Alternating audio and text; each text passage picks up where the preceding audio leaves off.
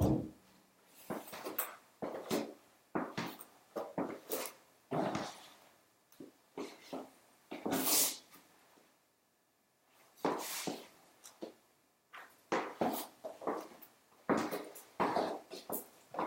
evening, everybody. This is Katje. Tonight I'm modeling a kind of winter look. I have a nice sweater skirt on, sort of short mini sweater skirt that's good also with my thigh-high boots and my Kate Spade purse. I wanted to model this tonight because it's a little chilly here and this is a nice outfit for this kind of weather. So I wanted to model this, and also tonight what I would like to do is kind of keep things simple this evening, and what I would like to do is share with you a story, kind of a tale that I wrote not too long ago. I thought that you might find it interesting and entertaining, so what I'm going to do is I loaded the story onto my smartphone, and I would like to read it for you this evening, and I hope that you will enjoy it. So let me bring that up, and let's see, I have it here. The name of the story is kind of a folk tale that I came up with. So the name of the story is called Cornstalk. So let me read it for you. And let me just adjust my screen from time to time so I make sure the lighting is correct. So, a long time ago, a great hostility existed between animals and human beings. Unlike today, there were no tame animals like horses, dogs, and cats that helped or at least lived in peace together with humans. Instead, all the animals in the world were wild. Thousands of animals, but only a few human beings lived on the earth. Even worse, every single animal, whether it was a lion or a tiger or a snake or spider or an ant or a bee or a lizard, hunted and immediately tried to kill or hurt as much as possible any man, woman, or child it came across. There was only one person the animals left alone. She was a young girl with a pale complexion, freckles, and long golden hair. Whenever the animals saw the blonde girl, they would slowly approach her and carefully sniff her outstretched hand before going away. The human beings were miserable. They all hid in a cold, dirty cave to avoid being attacked by the animals that were constantly stalking them. Someone would have to sneak out to fill a clay jar from a stream and forage for berries or acorns before returning to share the food and water with the others in the cave. Every now and then, a brave forager would succeed in slinging a stone to slay a duck trying to peck the forager to death, or a squirrel hopping toward the forager with bared claws and teeth. Then the people inside the cave would enjoy a little roasted meat. But for the most part, human beings were very scared, hungry, and thirsty. They didn't know what to do. One day when the people were grumbling about how bad things were, a sorcerer with strange tattoos covering his face and arms entered the cave. Everyone turned to him to hear what he had to say. The sorcerer told the people he could stop any animals from trying to hurt them. He held up a hollow, foot-long cornstalk open at both ends. When he was asked how the cornstalk could protect them from the animals, the sorcerer simply turned around and walked out of the cave. Looking over their shoulders and whispering, a few men and women crept after him until he came to a glade in the forest. A fierce hawk perched on a limb spotted the sorcerer, spread its wings, and dived toward him to gouge out his eyes. The sorcerer pointed the cornstick up at the hawk, and immediately the entire bird was sucked inside it. No sooner had those who had followed him gasped than a roaring grizzly charged out of a thicket.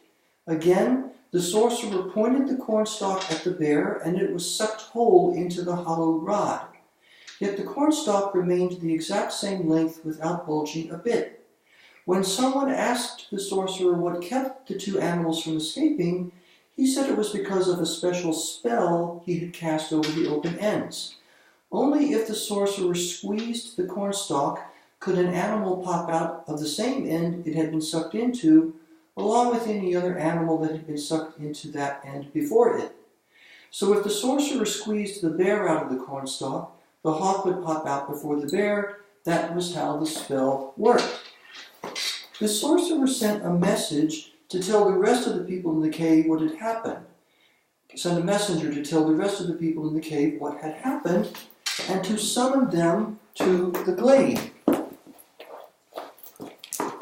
Once everyone had gathered and had arrived and gathered, the sorcerer began walking across the earth with the people right behind him.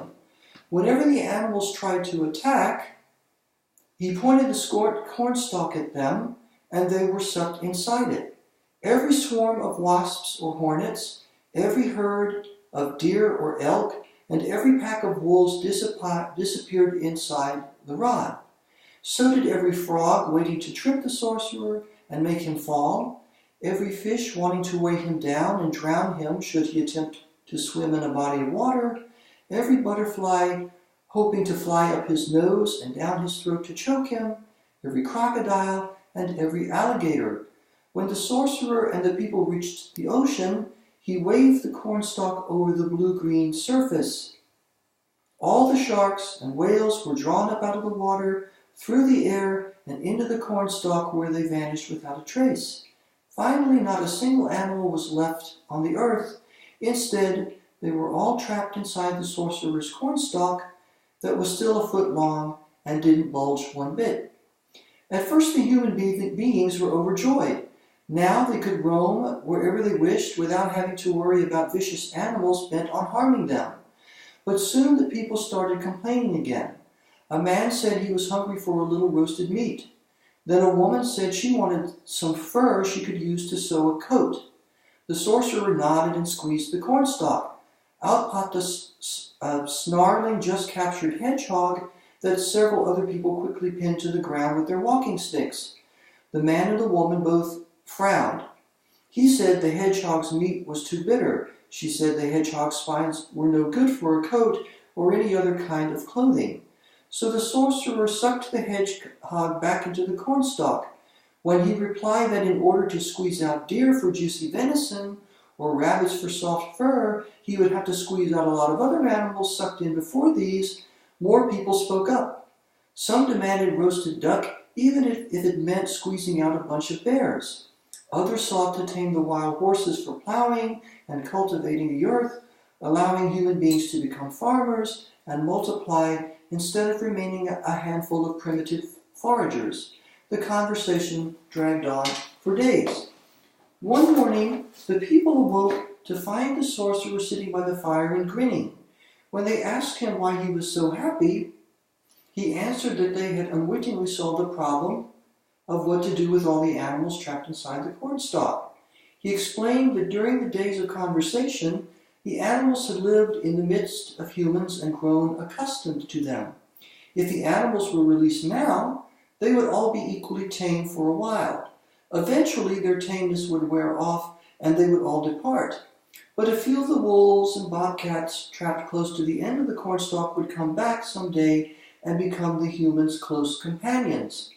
Although the wild horses and elephants trapped between the end and the center of the cornstalk would not come back, with diligence the humans could find them and retain them for farming and other tasks. Only the snakes, spiders, lizards, leopards, panthers, and other animals trapped near the center of the cornstalk would not come back and could never be tamed. This arrangement found favor with the people, so the sorcerer squeezed the cornstalk until every creature had popped out. All the aquatic creatures instantly flew through the air back into the waters where they had lived, while all the land creatures remained calm as the people approached them. Everyone was amazed at being able to pet, nuzzle, or pick up the animals that previously had done their best to injure or kill them. Even the sorcerer put down his cornstalk to cuddle a baby hyena. Gradually the creatures became shyer and started to move away toward the edge of the forest. Right before they disappeared into the trees, all the departing animals turned around at the same time and waved or nodded or winked at the humans, who in turn waved back. It was a sad and wonderful moment. However, one person did not at all like what had taken place. The blonde girl was furious with the sorcerer for changing everything. Previously, she was the special one whom the animals never attacked. Now she was just like everybody else. While the sorcerer and the people were distracted playing with the creatures, she stole the cornstalk and carried it behind a giant boulder where she used 2 hand-sized stones to grind the rod down into powder. As the people and the animals were saying goodbye to each other, she came out from behind the boulder and began to blow clouds of the golden powder from her outstretched palms into the air. The blonde girl believed all the animals would revert to their original state by inhaling the dust from the destroyed cornstalk. She was wrong. The problem was that the animals were too far away for the cornstalk powder to reach them. Instead, only the girl herself and the people near her inhaled it. From that moment on, although they looked normal on the outside, on the inside they changed. Like the animals before the sorcerer's arrival, they became intent on hurting other human beings as much as possible. The more powder one of them breathed in, the more vicious he or she became. The same thing would happen to anyone who breathed in particles of the dust from the flesh and bones of these cruel people after they died and their bodies had decayed. Many years later, after a few of the creatures had returned to become pets and others had been trained to work with the flourishing people, the old sorcerer died. His flesh and bones also slowly turned to dust scattered everywhere by the wind. In this way, he gave the people one last gift. Whoever inhaled particles of his dust would then try as much as possible to protect human beings from the blonde girl and her cruel descendants. Just one particle of the sorcerer's dust was enough to transform any man, a woman, or a child who inhaled it into a guardian. And that's the end of my story. So I hope you enjoyed it. And that story came to me in a dream once. It was one of the most interesting experiences that I've ever had because in the dream, the story was entirely intact. I didn't have to come up with any new characters. The basic story was already in place.